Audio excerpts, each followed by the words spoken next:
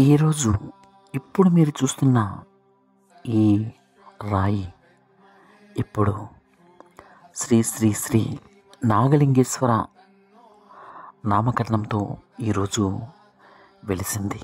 ఇది ఇప్పుడు ఆంధ్రప్రదేశ్ ఒరిస్సా రాష్ట్ర సరిహద్దుల్లో ఉన్న ఈ ప్రాంతం పేరు చీకటి బలరాంపురం గ్రామ సమీరానికి చెందిన ఈ శ్రీ శ్రీ శ్రీ నాగలింగేశ్వర ఆలయంగా ప్రసిద్ధం చెందడానికి సిద్ధంగా ఉంది.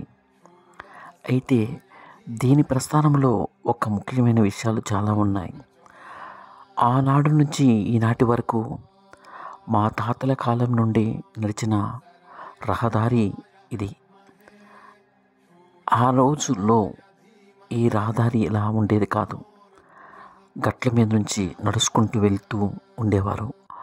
ఆ రోజు చూసిన ఆ రాయి ఈ రోజుకి అలాగే ఉండిపోయింది. అన్ని రాళ్ళు కదలడం, అవి తరిగిపోవడం జరిగింది. కానీ ఈ రాయి మాత్రం అలా ఉండిపోయింది. సుమారుగా 200 ఏళ్ళ కాలం నుండి కూడా దీని యొక్క ప్రస్థానం కొనసాగుతూనే ఉంది. ఈ రోజుకి ఇది ఒక శ్రీ శ్రీ శ్రీ నాగలింగేశ్వర ఆలయంగా ప్రసిద్ధం చెందడం జరిగింది. ఈరోజు ఎలాంటి విపత్తులు సంభవించినప్పటికీ ఇది కదలలేదు. పెద్ద పెద్ద తుఫానులు వచ్చి మర్రి చెట్లు సైతం నేల కొరగడం జరిగింది. కానీ ఈ రాయి అలాగే ఉండడం జరిగింది. అందుకే ఇలాంటివి స్థిరత్వం నెలకొల్పడం అనేది ఒక ఆదర్శప్రాయంగా ఇది శివుడికే సాధ్యమని ఆ శివాలయంగా ఈరోజు దాన్ని నామకరణం చేశారు.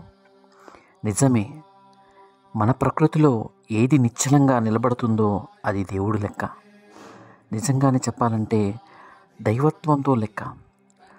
అక్కడ దేవుడున్నాడా లేడా తరువాత మాట. కానీ అందులో దైవత్వం కనిపిస్తుంది కాబట్టి దీనిని ప్రతిష్ఠించారు. ఈరోజు ఒక ఆలయంగా తయారు చేయాలని అనుకుంటున్నారు. ఎంతో కష్టపడి దీనిని తయారు చేసి ఒక రూపాన్ని ఇచ్చారు. ఇది ఆదర్శవంతమా అనడానికి ఒక నిదర్శనంగా మిగిలిపోయింది. నిజంగా చెప్పాలంటే నిజమే, ఏనాడు ఎక్కడైతే ప్రకృతి మనకి స్తంభించినడు, ప్రకృతి వైపరీత్యాలకు ఎదుర్కొని నిలబడుతుందో అది దైవత్వమే.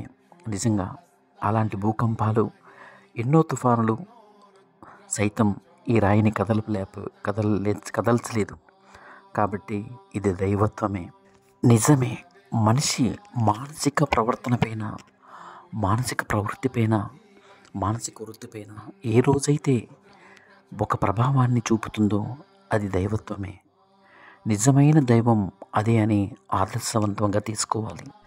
ఎలాంటి విపత్తులనైనా ఎదుర్కోవాలన్నదే ఇక్కడ ఆదర్శం. అలా ఆదర్శవంతంగా నిల్చుని ఆ రాయి ఇప్పుడు దైవంతో సమానం, దైవమే అనుకోవాలి. మీరు ఏమంటారు మిత్రమా? ఇది వాస్తవం కాదా? యథార్థ సంఘటనలు ఇప్పుడు వాస్తవిక జీవితానికి దగ్గరలో ఉంటాయి. ఈ కాన్సెప్ట్ మీకు నచ్చితే ఒక లైక్ చేయండి, ఒక షేర్ చేయండి.